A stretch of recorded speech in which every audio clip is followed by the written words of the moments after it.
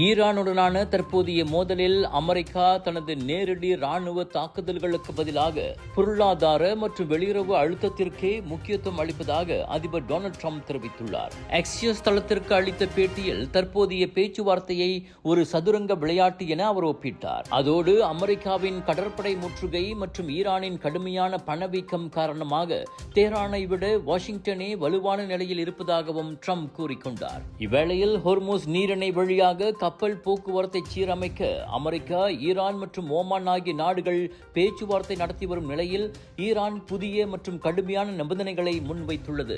America தனது ராணுவ நடவடிக்கைகளை நிரந்தரமாக நிறுத்த வேண்டும், தடைகளை நீக்க வேண்டும், வட்டாரத்திலிருந்து படைகளை திரும்பப் பெற வேண்டும் மற்றும் போர் சேதங்களுக்கு முழு இழப்பீடு வழங்க வேண்டும்.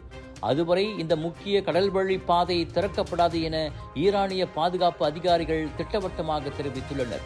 இந்த கடுமையான கோரிக்கைகளுக்கு மத்தியிலும் ஈரானிய தலைமையின் உள்கட்டத்தில் கருத்து வேறுபாடுகள் எழுந்துள்ளதாக அமெரிக்க அதிகாரிகள் தெரிவிக்கின்றனர்.